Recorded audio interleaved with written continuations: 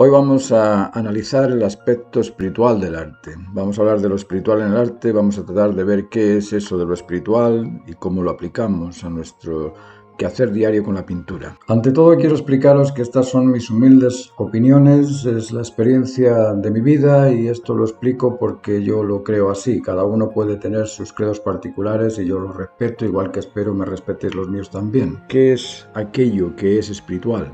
Y generalmente aquello que es espiritual es aquello sin límites. Nosotros podemos limitar lo físico, decimos que hay tantos metros de distancia, que hay tantos kilos de peso, que hay tanto volumen en densidad, pero lo espiritual no tiene peso, no tiene volumen, no tiene densidad.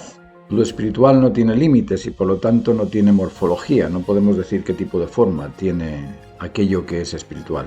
Curiosamente no tiene forma, es decir, es informe, pero además nos informa. Nosotros sabemos cuando estamos convencidos, cuando estamos enamorados, cuando estamos satisfechos, todo eso nos informa, pero es informe, no tiene forma. El mundo físico es un mundo de distancias, es un mundo de tiempo y de espacio. El tiempo lo medimos en distancias, es la distancia entre una causa y una consecuencia, entre una causa y un efecto. La distancia entre la madre que está embarazada y da a luz, en el momento de dar a luz se establece entre la madre y el hijo tiempo y espacio. Se establece la distancia entre la causa, la madre, y el efecto, el hijo, y además se establece el espacio entre un sujeto y un objeto. El espacio es la distancia entre dos puntos. Al dar a luz la madre establece dos puntos, antes eran solamente uno. Luego, tiempo y espacio son distancias. Si comprendemos que las distancias son meramente aspectos intelectuales, porque las distancias no existen, no están ahí, son solamente deducciones intelectuales. Si comprendemos eso, podemos afirmar que incluso el tiempo, incluso el espacio, son aspectos espirituales. Es lógico pensar que si yo le pregunto a mi caballo, a mi perro, a mi gato, que en qué día estamos de la semana o que cuántos días nos faltan para terminar el mes o en qué año existimos, nos van a mirar con cara extraña. Para ellos el tiempo y el espacio no existen porque no se miden, no los pueden medir. ¿Os habéis parado a pensar por qué los hebreos están en el 5871 y nosotros estamos en el año 2021? Los brahmanes están en el año 1399 y los islámicos están en el 1442. De acuerdo con esto, ¿qué es entonces el tiempo? ¿Lo habéis pensado alguna vez en profundidad? En este video vamos a hablar de aquellos aspectos espirituales que nos permiten trascender. Vamos a ver cómo se aplican esos principios espirituales al desarrollo del arte. En principio, déjeme explicar lo que yo considero que es físico y lo que yo considero que es espiritual. Aquello físico es aquello que nosotros medimos. Nosotros cuando hablamos del tiempo y del espacio son dos aspectos medibles. Yo puedo medir la distancia, de hecho el tiempo es la distancia entre una causa y un efecto, y el espacio es una distancia entre un sujeto y un objeto, es decir, la distancia entre un punto y otro decimos que es espacio y la distancia entre un momento y otro decimos que es tiempo. Sobre todo aquello que es medible podemos pensar que es físico, y aquello que no es medible, por ejemplo la energía estimulante de un impulso, esa energía estimulante de un impulso no se puede medir. Yo no puedo medir la necesidad, no puedo medir el interés, no puedo medir el deseo, no puedo hacer que me midan o me pesen o me calculen qué cantidad de amor, qué cantidad de convencimiento, qué cantidad de bienestar estoy compartiendo contigo. Eso no se puede medir. Aquello que no se puede medir porque no tiene límites o porque no existe una distancia entre una cosa y otra, decimos que es espiritual. Puesto que lo espiritual no se puede medir porque no hay ninguna distancia que lo limite, pero sí que podemos afirmar que existe, porque existe la belleza, porque existe la bondad, la verdad, existe también el amor. Todas estas cosas existen porque se establecen, pero no son aspectos medibles, transables, pesables y por lo tanto decimos que no son físicos, son aspectos espirituales, si es que se les quiere llamar así. Podemos decirle también que son aspectos mentales, que son aspectos psicológicos, hay un montón de términos, pero para no confundirnos con los términos dejémoslo ahí, se establecen. Se establece el amor, se establece el convencimiento, se establece la razón, se establece la verdad, se establece la bondad, se establece el bienestar, todas esas cosas que se establecen en realidad es lo que somos. Una vez hecha esta separación entre lo espiritual y lo físico, una vez comprendido que aquello físico es medible, es pesable, es calculable y aquello espiritual es incalculable, es inmedible, es infinito. Curiosamente, nuestro carácter es la suma de estos aspectos espirituales. Nuestro carácter es la suma de nuestras experiencias, de nuestro convencimiento y de nuestras sensaciones, de aquellos sentimientos que hemos acumulado a lo largo de nuestra historia. En el mejor de los casos, somos una especie de paquete repleto de bondad, de verdad y de satisfacción. La verdad se establece en base a la justificación del criterio con el significado. La bondad se establece en frente a la expectación de disfrutar de un beneficio y ese beneficio que se disfruta. El amor es lo mismo. El amor se establece en base a un emisor y un receptor que se unen. En esa unión se establece el amor. Luego puedes decir que la expectación de disfrutar de un beneficio es física. Puedes decir que la satisfacción lograda por la conquista de un logro, esa satisfacción es física. Ni la belleza, ni la certeza, ni la bondad son aspectos físicos y eso es lo que nosotros trabajamos. Nosotros como artistas estamos buscando aquello que es bueno, aquello que se ajusta y aquello que satisface. Luego nosotros somos los expertos en la espiritualidad. El arte es una actividad emocional. Si es una actividad emocional es también una actividad lectiva, es una actividad también intelectual y es una actividad también productiva, es una actividad creativa. Tanto el bienestar como el convencimiento y la satisfacción son aspectos espirituales. Nosotros cuando hacemos una propuesta, hacemos un tema que es un signo que va a tener un significado y ese significado va a ser reconocido por otro. Cuando es reconocido podemos decir que estamos comunicándonos. Pero incluso cuando tratamos de comunicarnos, no nos comunicamos con aquello que el otro va a recibir de nosotros. Nosotros decimos casa y el otro se imagina la casa según su criterio. Para unos va a ser una casa de piedra, otros de madera, otros grande, otro chica, otro verde, otro azul, otro amarillo. Es decir, cada uno de los receptores va a significar de una forma particular aquel signo que nosotros ofrecemos. Cuando transmitimos un signo esperamos que el otro lo comprenda tal y como nosotros lo expresamos, pero nunca es así. Si pongo a 1000 personas a que escuchen el significado de casa, voy a tener 1000 interpretaciones distintas de esa casa. Esas interpretaciones no son físicas. Yo no le transmití mi casa, le transmití simplemente un signo para que lo significara. Cada uno de ellos los van a significar a su manera según su criterio. Luego estamos hablando de aspectos transmitidos de forma espiritual. Esa diversidad en los signos en ocasiones enriquece, en ocasiones entorpece, porque nos confunde. Y eso es lo que nos obliga a los artistas a tener que pretender siempre proponer temas de caracterización universal y trascendente, porque esos temas son siempre reconocidos por todos. Decimos que la vida es el conjunto de fuerzas que permiten la consecución de un propósito. La vida no nace ni se termina. La vida antes de llegar al óvulo existía ya vivo en el espermio. El óvulo estaba vivo, el embrión estaba vivo, el feto estaba vivo y el niño cuando nace está vivo. Y nosotros cuando morimos seguimos aportando a la vida. La descomposición del cuerpo no es ni más ni menos que una forma de alimentar a otros seres.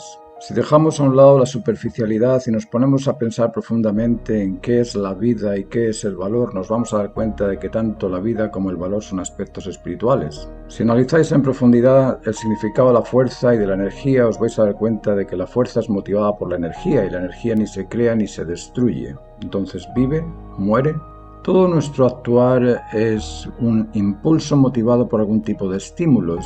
El estímulo no se ve, no se mide, no se puede pesar, no es materia. El estímulo está basado siempre en aspectos externos a la persona. Nosotros nos estimulamos a crear porque es necesario y esa necesidad es la que nos estimula a disfrutar del beneficio de lo creado.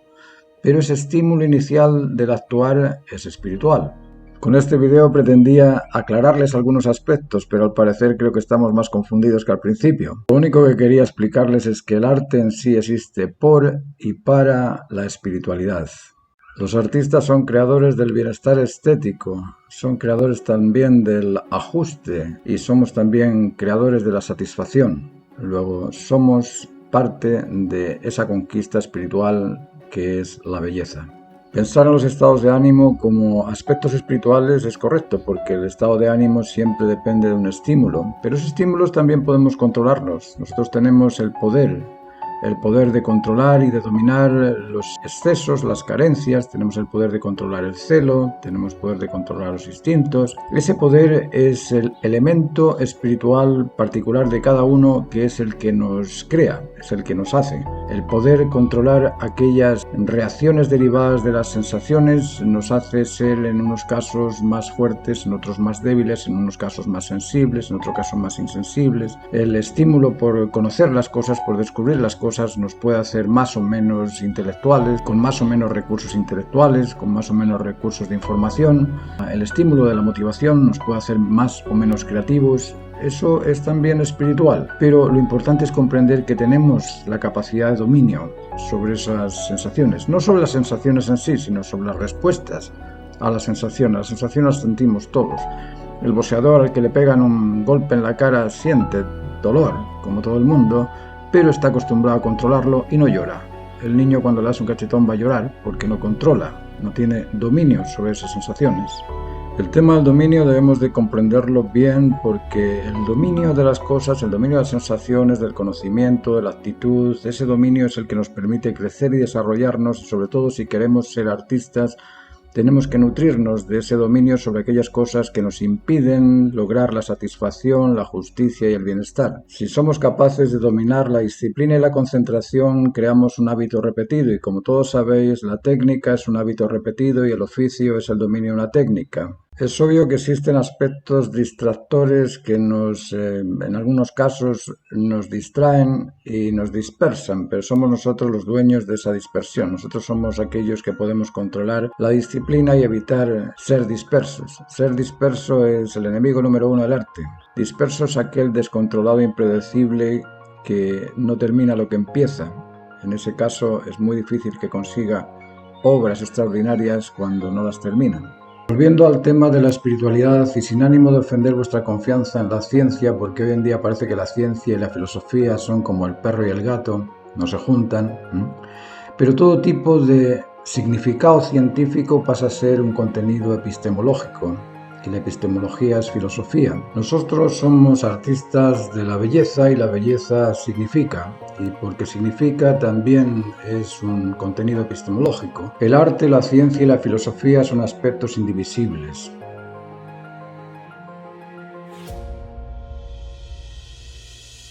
Y deberían de fijar su atención en aquellos aspectos ontológicos más que en las parcialidades de cada uno. Los principios fundamentales que motivan al artista, que motivan al filósofo o que motivan al científico son los mismos. Son el sentido de plenitud, de confianza, de ajuste, de justicia y de bienestar.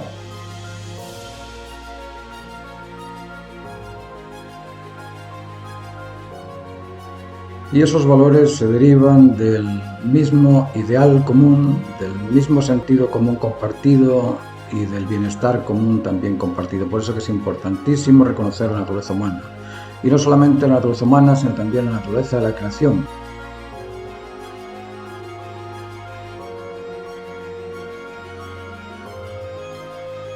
Para saber cómo el humano puede coincidir con la naturaleza de lo normal. El artista que pretende y propone el bien común de acuerdo con el sentido común y con el ideal común de la humanidad, ese artista madura. Sorprender es uno de los aspectos del genio, pero debe sorprender en aquello que beneficia siempre a todos, en aquello que interesa siempre a todos, en aquello que satisface siempre a todos. Ese es el verdadero genio de la espiritualidad. Pero ese genio no nace perfecto, ese genio se hace en el sentido común, en el bien común y en el ideal común compartido por todos, en ese ideal humano, que nos conecta a todos, que nos convence a todos y que nos satisface a todos. Ese es el ideal del arte, de la ciencia y de la filosofía. La física cuántica, la física nuclear ha conseguido descubrir aspectos antes inimaginables. ¿Habéis pensado en cuántos millones de dólares gasta la NASA en descubrir la naturaleza de Marte o la naturaleza de otros planetas? ¿Cuántos millones de dólares se gastan en descubrir la naturaleza humana? ¿Y no es la naturaleza humana mucho más importante que el espacio? ¿De qué sirve este conocimiento al imprudente, destemplado y cobarde? Aquel que es disperso, insuficiente e inseguro. Se le da mucha importancia al conocimiento de la verdad y nos olvidamos del por qué es necesario conocer la verdad. Nos olvidamos de todo ese desarrollo espiritual que nos motiva, que nos impulsa, que nos estimula a buscar el conocimiento científico. Pero lo importante no es el conocimiento científico, el conocimiento humano es aquel por sobre lo científico. ¿De qué nos sirve tener un conocimiento científico muy desarrollado si no tenemos verdaderos humanos que puedan utilizarlo para el bien común? El arte es un proceso progresivo en pro de la estética, en pro del bien común, en pro de aquello que se ajusta al bienestar y satisface. Esa es la meta del arte. Así es como yo lo considero. Podéis estar de acuerdo o en desacuerdo, pero esa es mi humilde opinión. Hola, yo soy Mayo Faltín, alumna de Martín Soria hace ya aproximadamente unos 3 años. Yo escuché mucho hablar de Martín y finalmente quise conocerlo. Iba a clases a su casa en Pirque y bueno, con esto de la pandemia tuvimos que hacer las clases online y han resultado perfectas porque yo con él encuentro todo lo que necesito. Yo al principio era autodidacta, pero llegó algún minuto en que ya no quise aprender más por el error. Necesitaba ya avanzar, así que, bueno, en él encontré todo. Él es un hombre muy sensible, tiene mucho conocimiento en todo sentido. Es un gran maestro. Así que, bueno, yo siempre agradecerle todo lo que me ha enseñado porque además de pintar, de dibujar, él trata de hacer un artista íntegro para poder expresar lo mejor que tenemos y en él encontré todo en una misma persona. Entonces yo lo recomiendo al 100% porque además él sabe dónde están tus fallas y trata de, en ese sentido, de explotar un poco lo que tenemos.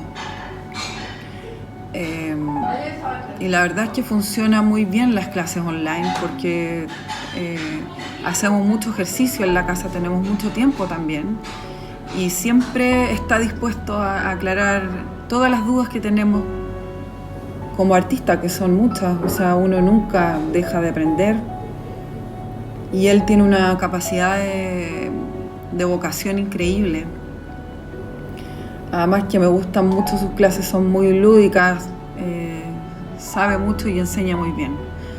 Así que Martín, gracias por ser mi gran maestro, lo quiero tener por el resto de la vida, nunca voy a dejar de aprender, así que Martín Soria, mi gran maestro.